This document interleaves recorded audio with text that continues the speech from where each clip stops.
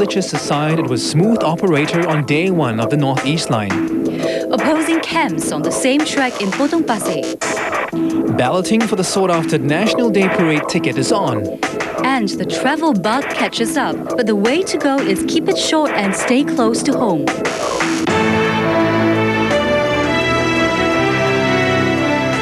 Channel I News with Arnold Gay and Diana Sir.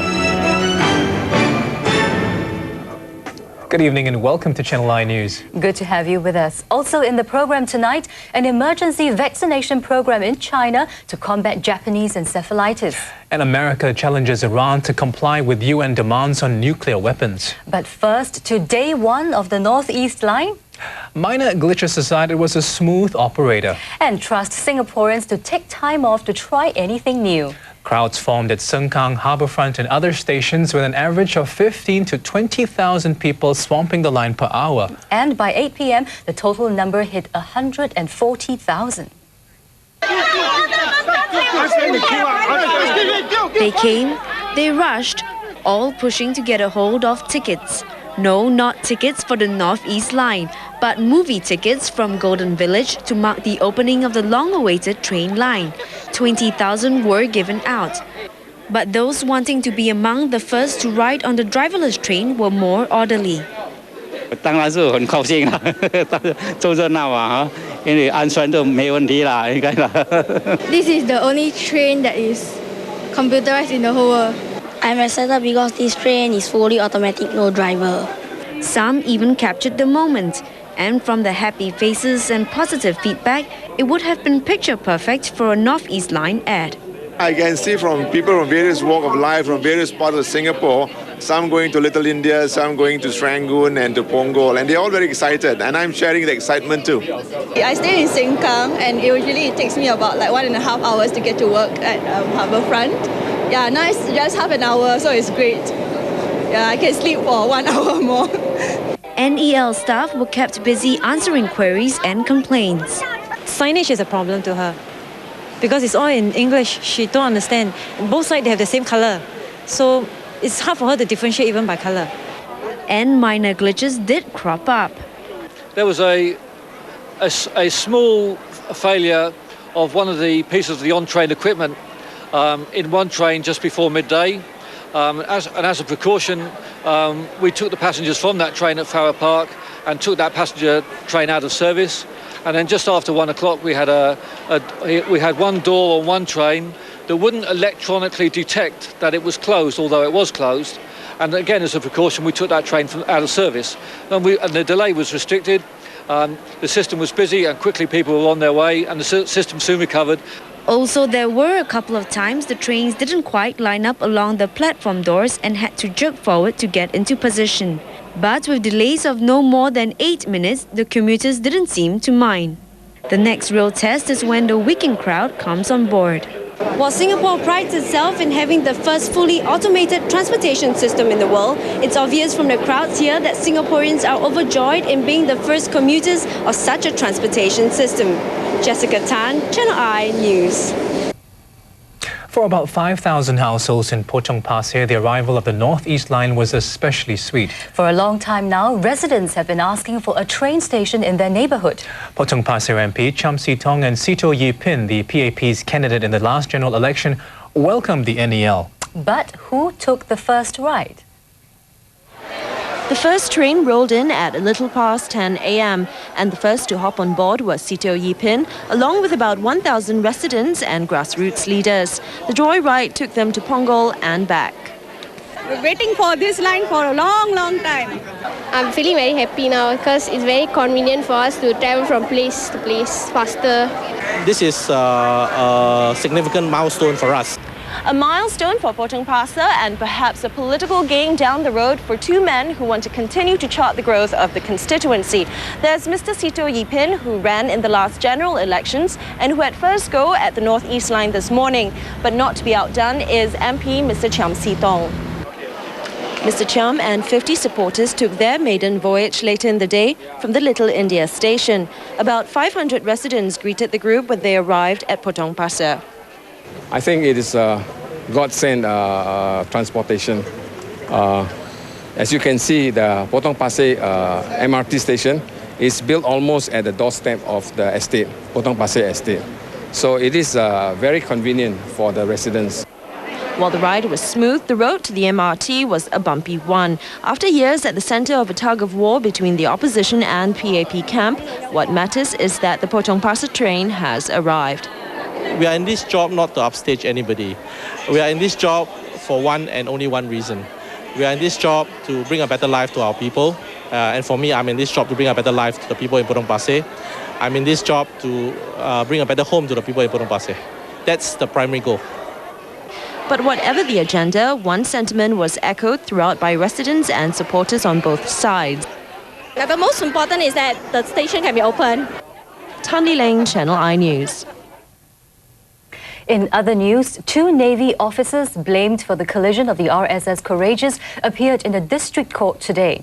27-year-old Ng Keng Yong and 23-year-old Chua Chue Tin are accused of negligence and causing the deaths of 4 crew members. Ng was the watch officer and Chua was at the helm at the time of the accident. Both could be jailed up to 2 years and fined. Ng is said to have allowed Chua to navigate the Courageous in an unsafe manner across the path of container ship ANL Indonesia. The 2 ships collided, killing the 4 service women. The 2 are out on $10,000 bail and are due to appear in court again on July 8th. Balloting for this year's National Day Parade and preview tickets has begun. Applicants will know from Sunday if they get to join the celebrations at the National Stadium. The stadium can seat 60,000 people, but all in, about 557,000 applications were submitted. This figure includes repeat and invalid applications.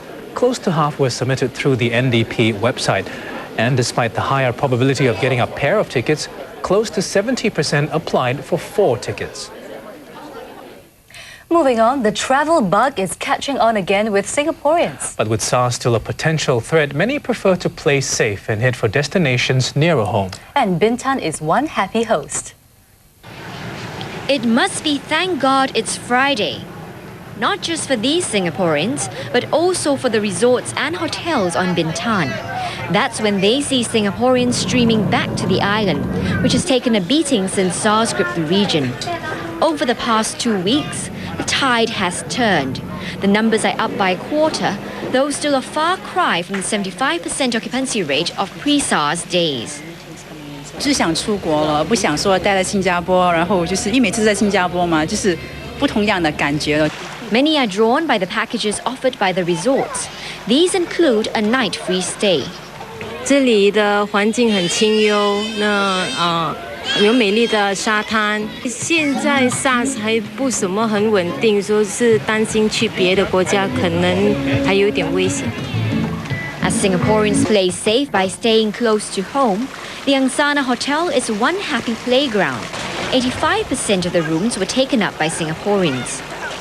The month of April and May, we saw the downturn from the SARS, and this month has been very good. Actually, for the last weekends, we've been doing 100%.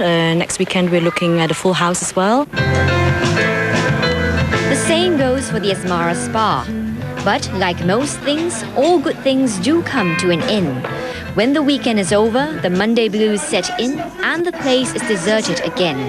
The hotels and resorts are planning another blitz over the next 3 months so that Singaporeans continue to rock on at Bintan.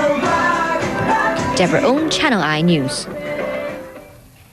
And still to come in the news after this break, the Beijing woman who started the China Bride Syndrome here a decade ago tells all in a new book. It's game over for several gaming houses operating under the guise of sports clubs in Geylang. And Britain's Prince William turns 21 tomorrow and eases into the limelight with some help from his father.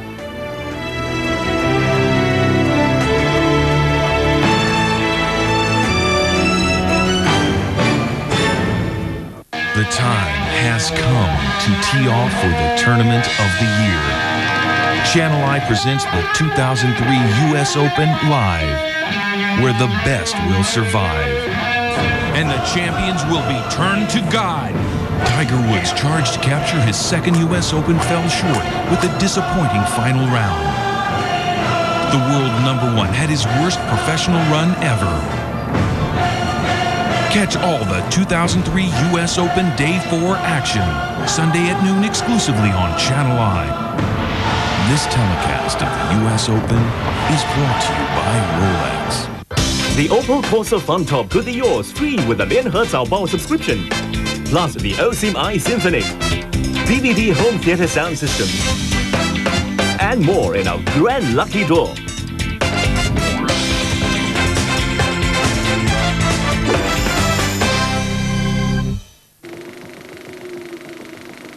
On the next Aberdeen Sunday box office, the disappearance of nuclear submarines.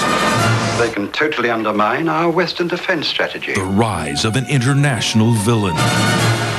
There is one man that can save the world. Farewell, Mr. Bond. And beyond. That missing submarine had 16 Polaris missiles aboard. I intend to change the face of history. How much do you want? Nobody does it better than Mr. Suave himself. You're not trying to take advantage of me. 1, 2, 3, 4. Get up. Get on up. The Spy Who Loved Me. Sunday night at 7 on Channel I. Seem to have missed dessert. Aberdeen Sunday box office is proudly presented by Aberdeen Asset Management.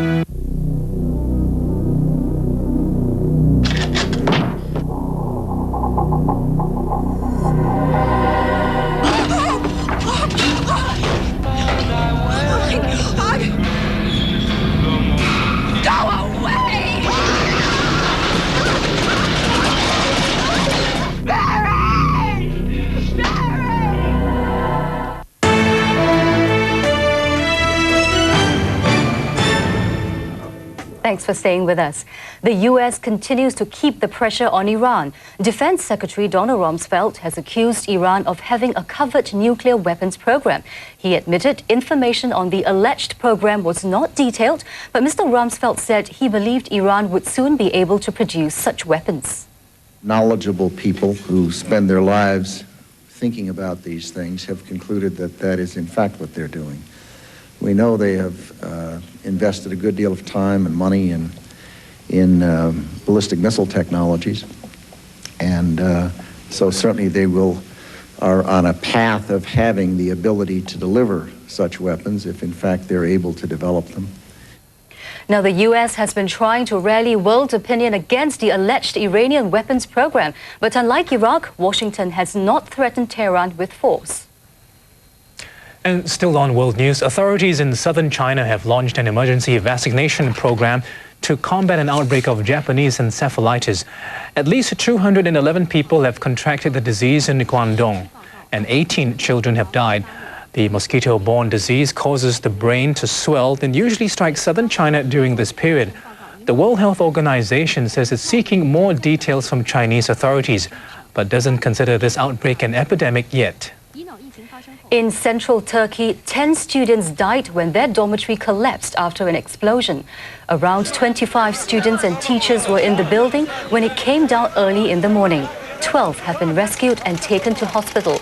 Witnesses said they heard a loud explosion just before the building collapsed. Authorities suspect it was a gas explosion. This latest tragedy is the second in as many months involving a dormitory. An earthquake in May killed 84 boys in eastern Turkey. Britain's Prince William turns 21 tomorrow, and to help him ease into the limelight, he visited Wales with his father, Prince Charles. William will become Prince of Wales if his father becomes king. The young prince was greeted by hundreds of well-wishers, and he charmed his way through the crowds. The future king has been enjoying a quiet life at a Scottish university, where his privacy is fiercely guarded. All that will change when he comes of age tomorrow. Many Britons yearn for the handsome prince to fill the royal glamour gap left by his mother, the late Princess Diana. The royal family will celebrate his birthday at Windsor Castle with more than 300 guests. Now, staying in the UK, adopt a drinker and save a pub. Now, if either is on your list of priorities, a website is looking for people to sponsor drinkers. The idea to raise much-needed money for some British pubs. This man is a local institution. 90-year-old Arthur Ayres has been coming to his local pub every day for the past 52 years. The man, nicknamed Weasel, has his own special seat and beer glass and drinks nothing but the local Gloucestershire ale. Arthur is also up for adoption on the Adopt a Drinker and Save a Pub scheme. The scheme, running on the pub2000.com website, offers people the chance to sponsor a regular drinker for £20 a year, which is split between charities supporting rural pubs and the drinker. In return, sponsors receive a certificate, a signed photo of their adoptee, a beer mat and a newsletter giving updates on how their drinker is faring. John Ellard, who runs the site, says his idea was inspired by similar projects in zoos. In Gloucestershire particularly, we've had a number of crises, including foot and mouth. On a global scale, the terrorist threats haven't helped tourism. Basically, pubs have been seeing their trade die off a bit. Less people have been coming out, less tourists have been coming into the county. So we really wanted to do something to say, look, the pubs are still here, they're still in business. At the moment, around 53 people are up for adoption, and Ellard hopes more will join. The scheme is running well, putting money back into the pub, and it appears to be keeping Arthur happy as well. Renee Bunny, Reuters. Well.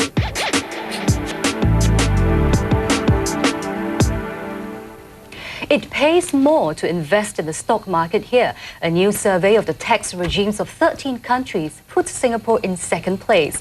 What this means is that for every $1 that a company makes here in profits and pays out as a dividend, investors get to keep 78 cents. That's based on a corporate tax rate of 22%.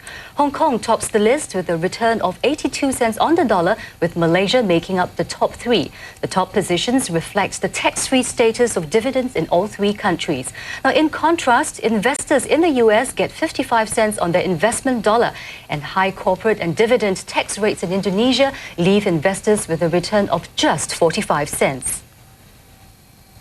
In other news now, one more water treatment company wants to list here in Singapore. Industrial and wastewater treatment specialists EcoWater wants to raise $5 million by offering 30 million shares at 25 cents each. Four other water treatment companies, Hyflux, Sinomem, Darko and Dian, are already trading here. Full Apex had a lackluster debut today. The plastic bottle maker closed at 43.5 cents, giving it a first-day return of just over 1%. And in the broader market, shares ended slightly lower on profit-taking. The STI closed at 15.19, a drop of 2 points. SIA fell 2.7% to $10.80 after saying it would take a one-off charge of $12.2 million after sacking over 400 staff. Now, benchmarks in Asia had a mixed day. Here's a closer look.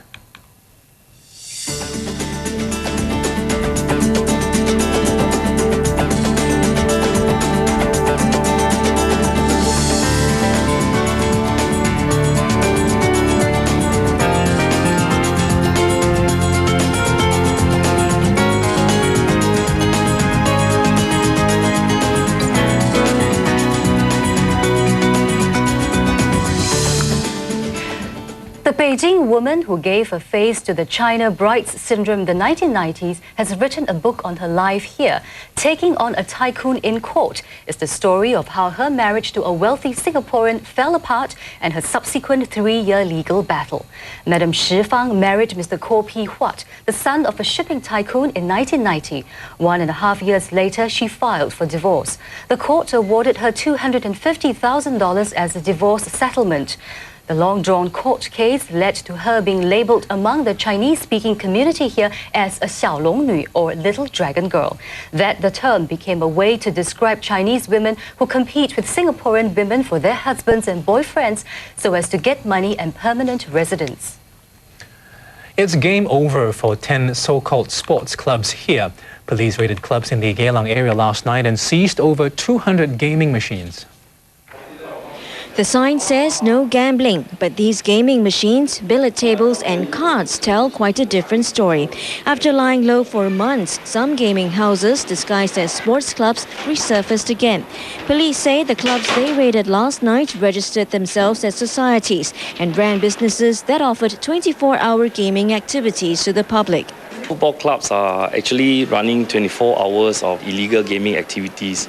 Why we are so concerned is because they are able to provide, attract a lot of youth to these clubs, and there's a possibility that these clubs can be used to recruit youth gangs.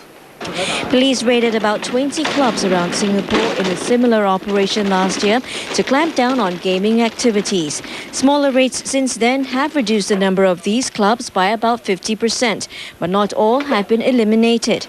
A few old ones were revived and some new ones were set up. License holders may face a fine of up to $5,000 or a 6-month jail term or both for operating gaming machines without a permit. Cheryl Sim, Channel I News. Sports news coming up after the break, including results from the S League. And we'll tell you if Tiger Woods is in the driver's seat at the Buick Classic.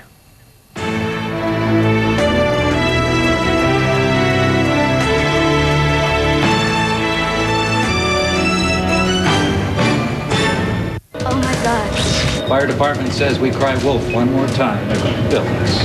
They are caught in a living nightmare with no one to turn to. Look at that, they're all stuck at the bottom. No place to hide. And no air to breathe. We left her up there alone. She's only sick! You break that glass, we'll bring her back, you let the fire... To get out alive, there is only one option. The only way out is the only way in. Trapped. Tomorrow night at 10 on Channel I. Get on board. My gun's going off, the rain coming down, the waves coming up. And take a roller coaster ride in the U-571. Dive behind the making of the blockbuster movie U-571. Tomorrow night at 11:40 on Channel I. On the next hot episode of She Spies. CEO gets a threatening letter. It says resign or die. Don't tell me! It's a bomb. These CEOs dying is a genuine threat to the nation's economy. Who knows you make a call at 10:30 every day? Susan. Your wife? His best friend's wife. Would she want to kill you? Hey, I'm having sex with her. Mr. Andrews has been killed. Bad Girls Gone Good. She Spies. Thursday night at 8:30 on Channel I. I'm going in here for a job. No. What you think we're in line for? We need a part-time woman. I can be a part-time woman. I can do anything a woman can do. Almost. If you're out of job and running out of luck, don't worry. You might just get lucky. What sort of position are you looking for? Slaves sound too crass. The Toy. Thursday night at 10 on Channel I.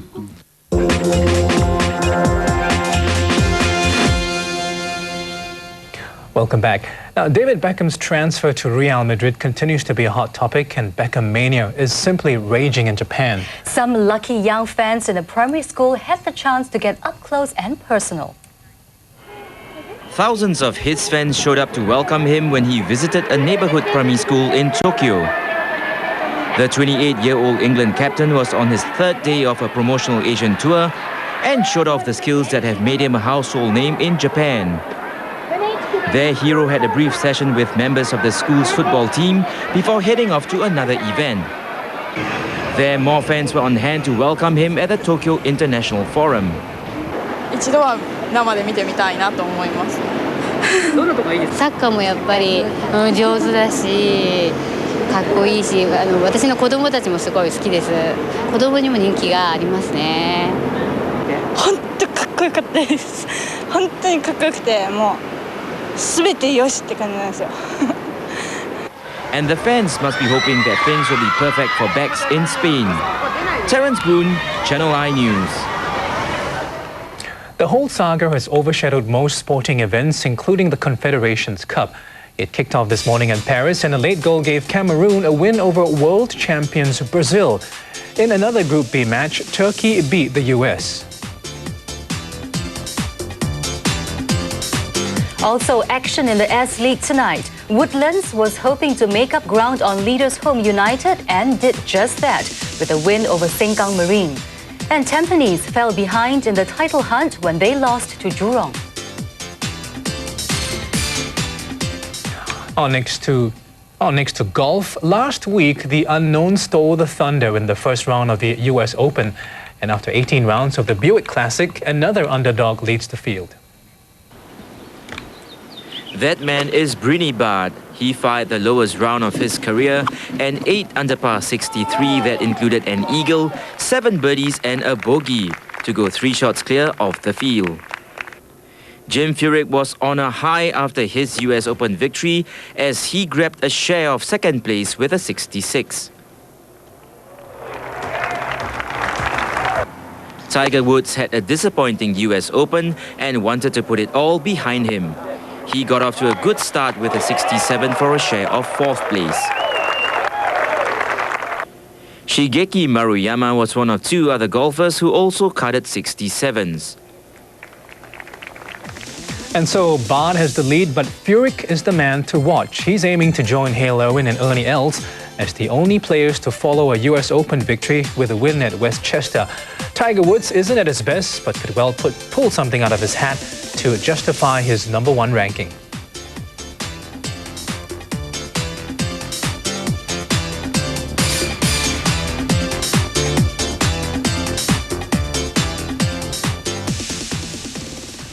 Time now for a recap of the headlines. Now, apart from some minor hitches, the Northeast Line had a smooth first day. Crowds formed at Sengkang, Harbourfront and other stations with an average of 15 to 20,000 people swamping the line per hour.